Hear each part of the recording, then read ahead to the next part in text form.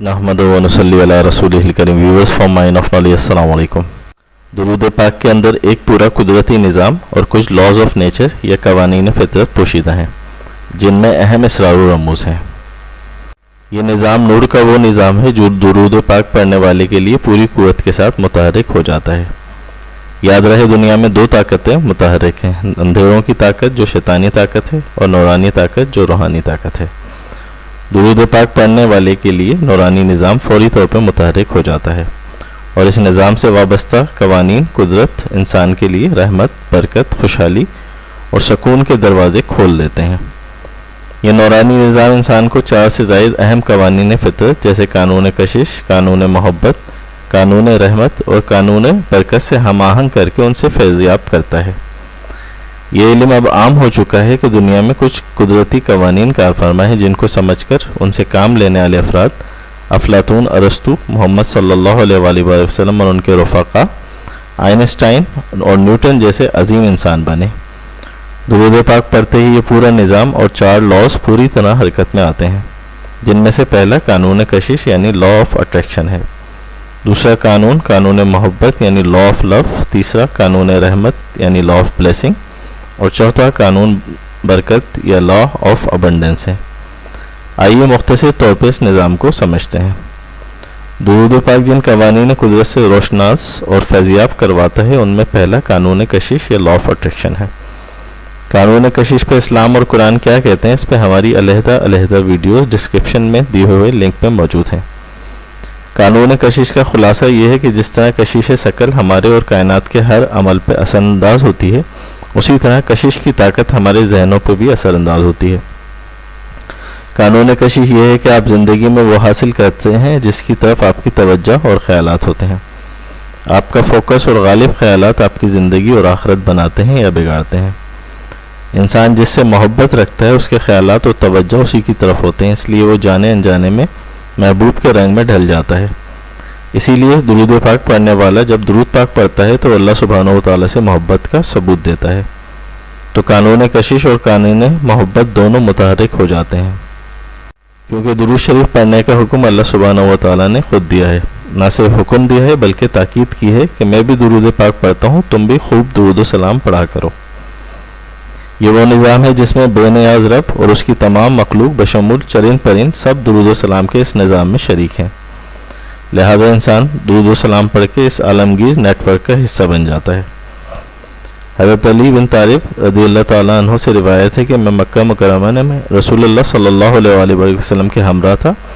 हम मक्का मुकर्रमा के एक तरफ चले तो जो पहाड़ और दरख्त भी आपके सामने आता वो अर्ज़ करता, अस्सलामु अलैका या रसूलल्लाह।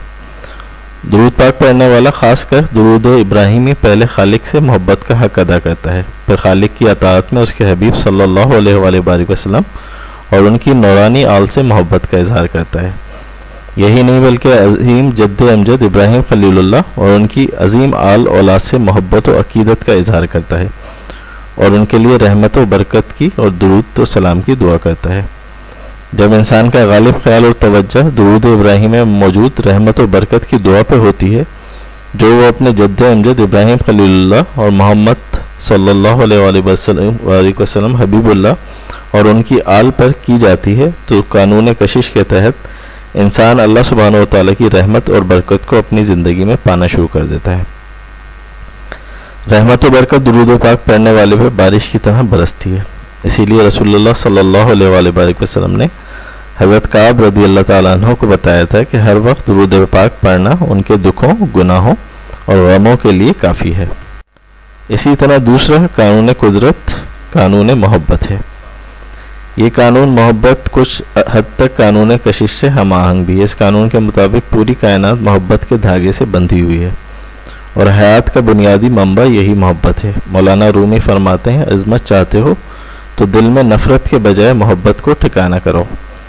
इंसानों को मोहब्बत और इज़्ज़त देना ही इंसानियत की मेराज है और यही सुकून व कामयाबी का अहम कानून भी है। अजीम जीनियस आइंस्टाइन कहता है, अगरचे हम कशिश शकल को मोहब्बत का शिकार होने पर मुर्द इल्ज़ाम नहीं ठहरा सकते, मगर दरअसल मोहब्बत की कशिश भी कशिश शकल की तरह की ही क़ुव्वत है। आप उसे नहीं देख सकते, छू नहीं सकते, सूंघ नहीं सकते, मगर ये आपके चारसू मौजूद है। یہ اتنی طاقتور قوت ہے کہ آپ اپنی پوری کوشش کے باوجود محبت میں مبتلا ہونے سے بچ نہیں سکتے۔ کشش شکل ہی کی طرح محبت کی کوئی حدود نہیں ہے، ایک طاقتور فطری قوت ہے، آپ اس کی مزاحمت نہیں کر سکتے۔ رب سبحانہ و تعالیٰ نے اپنی رحمت و محبت کے 99 حصے آخرت کے لیے رکھ چھوڑے ہیں، جبکہ اس کا ایک حصہ دنیا میں رکھا ہے۔ اس ایک محبت کے حصے کی وجہ سے ماں اپنے بچوں کو خود موت کے منہ میں جا کے دنیا میں لاتی ہے اور ان کے لیے ہر خطرہ مول لیتی ہے، اور باپ اسی محبت کی وجہ سے اس بچے کے لیے ساری زندگی وقف کر دیتا ہے۔ درود پاک کی جس نے عادت بنا لی، اس نے رب کے حبیب محمد صلی اللہ علیہ وآلہ وبارک وسلم سے محبت کا حق ادا کر دیا۔ یہ محبت ایمان کے لیے لازمی ہے۔ جب تک رسول اللہ صلی اللہ علیہ وآلہ وسلم کی محبت ہمیں ہر چیز سے بڑھ کے حاصل نہیں ہوگی، اس وقت تک ہمارا ایمان کامل نہیں ہوگا۔ یہی محبت دنیاوی اور اخروی کامیابی کا ذریعہ بھی ہے۔ اسی لیے صحابہ علیہم رضوان کو رسول اللہ صلی اللہ علیہ وآلہ وسلم نے بشارت دی کہ جس نے تم سے محبت کی اسی کے ساتھ آخرت میں وہ اسی کے ساتھ ہوگا، تم جس سے محبت کرتے ہو اسی کے ساتھ آخرت میں ہوگے، اور ہمارا حشر بھی انہی کے ساتھ ہونا ہے۔ تیسرا لا آف بلیسنگ یا قانون رحمت ہے۔ جب ہم محبت سے درود پاک پڑھتے ہیں تو رب سبحانہ و تعالیٰ کا دریائے رحمت فوری جوش میں آتا ہے۔ اسی لیے فرمایا جو ایک بار درود پڑھتا ہے اللہ سبحانہ و تعالیٰ اس پہ 10 رحمتیں نازل فرماتا ہے، 10 گناہوں کو معاف فرماتا ہے اور اس کے 10 درجے بلند فرما دیتا ہے۔ درود پاک کی خدمت پہ معمور ملائکہ نے اسے محبت سے اٹھاتے ہیں۔ ان عظیم ملائکہ یعنی فرشتوں کے عجیب و غریب حالات حدیث کی کتابوں میں آئے ہیں۔ یہ معزز فرشتے درود شریف کو اٹھانے، سنبھالنے اور پہنچانے کی خدمت انجام دیتے ہیں۔ ایک طرف رب سبحانہ و تعالیٰ رحمتوں کا نزول فرماتا ہے تو دوسری طرف آقا علیہ السلام کو درود پڑھنے والے کا نام و نسب پیش کیا جاتا ہے۔